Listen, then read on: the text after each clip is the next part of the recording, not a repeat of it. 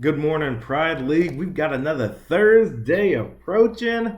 Woo! All right. I took my lumps. Let's just get this out of the way. Classy Strippers not only beat me in this league, he also beat me in the other league. I'm okay with this. Like I said, I kind of figured his teams were a little bit better than mine in week 7, right? Week 7 was terrible for me, but guess what, gentlemen?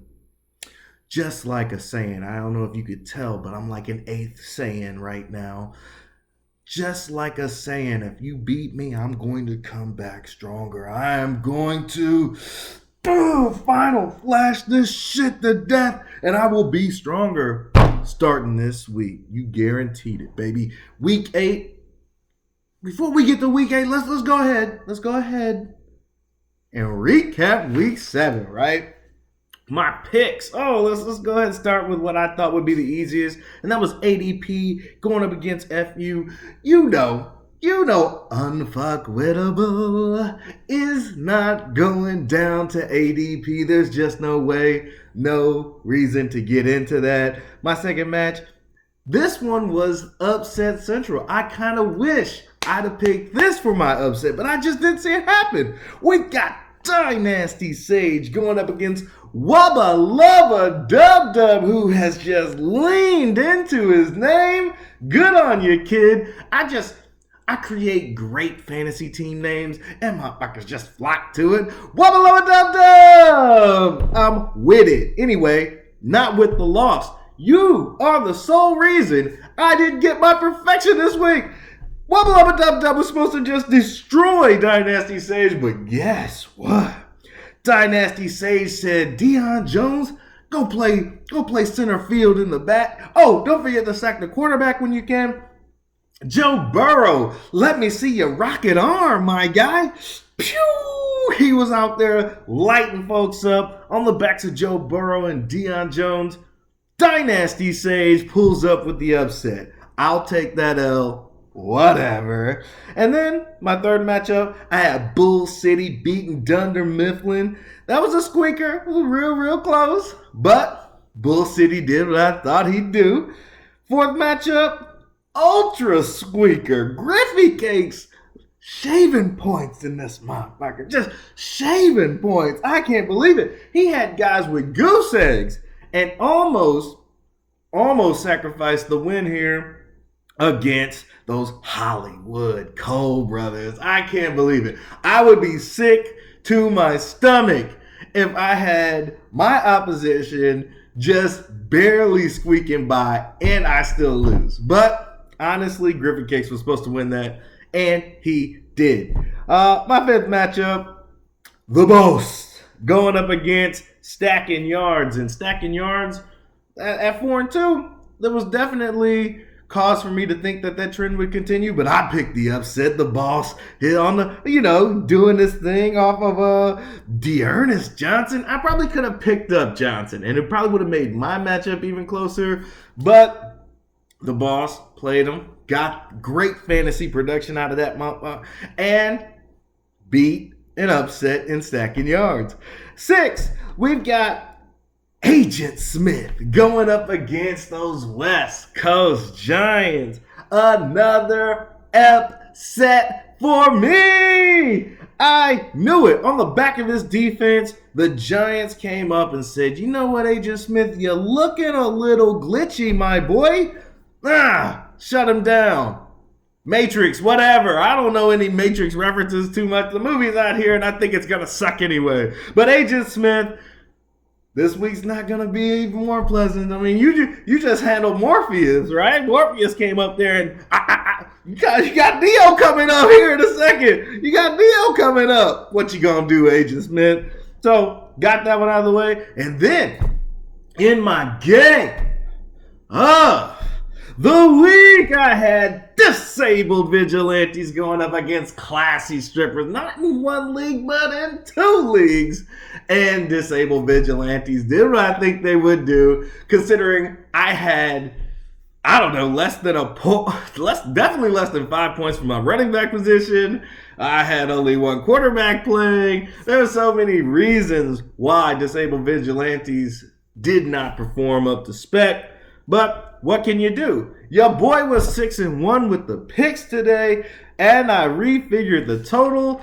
I am currently 29-20. Still not where I want to be, but I'm kind of getting a feel for the league, trying to pick these matchups properly.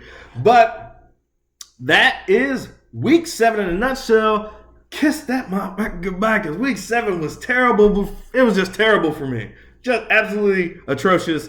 So, what we have now is our fantasy stud for week 7. Who could it possibly be?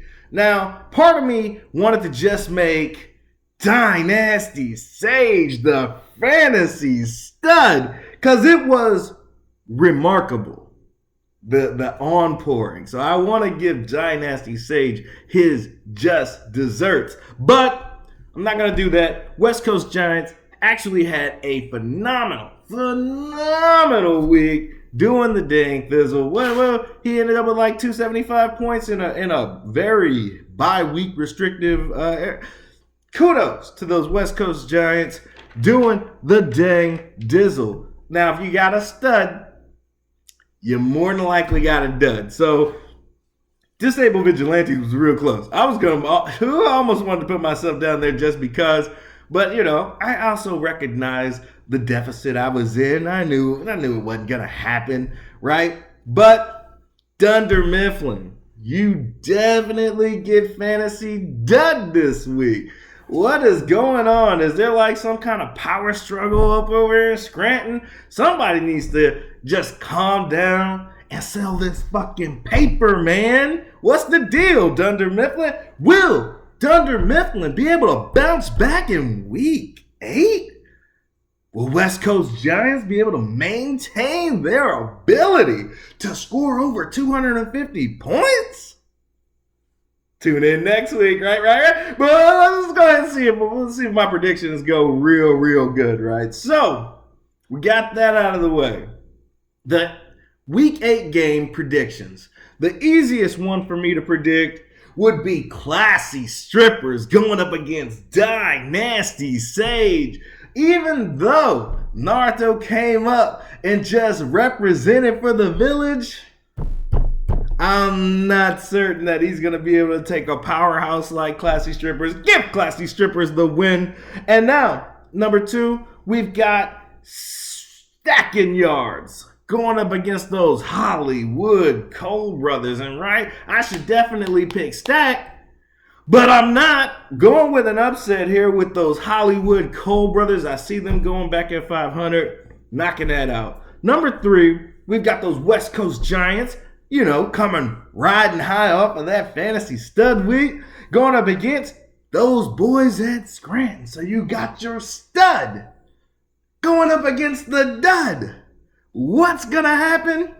Trust me, boys, you won't want to miss it, except if you live in Scranton, PA. So the Giants are gonna win this game. That's just the way that's gotta roll. I mean, it's a little closer than I'd like to think, but I'm still giving the dub to those West Coast Giants. At 4, we got Bull City going up against ADP Redacted. And so ADP's 1-6. It would just be so easy to say that they're not going to win another game, but I don't believe that's true. I'm giving ADP the upset against Bull City. Go ahead and knock off a team that's 4-3. Prove your worth, ADP. Show me what you're working with.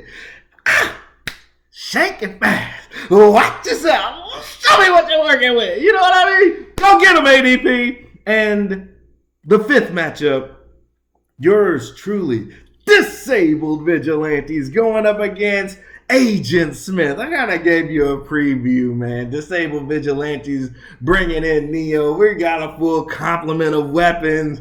Let's go ahead and give Disabled Vigilantes that dub. Next, we've got Griffy Cakes going up against Unfuckwittable, which is actually a really good matchup. But if I have to pick, I gotta go with unfuckwittable. He's going to win this matchup. I think it'll be closer than anticipated, but I expect fireworks from this game. And last but not least, we've got Wubba Lubba Dub Dub, who's finally embraced his name, going up against the boss. Who do I got winning this matchup? Oh, it might surprise you. I've got the boss knocking down Wubba Lubba Dub Dub 2 weeks running. Woo! I can't believe this. I crunched the numbers and I kind of, Derrick Henry, but I think those boys in Indianapolis are not going to give Derrick Henry 100 yards.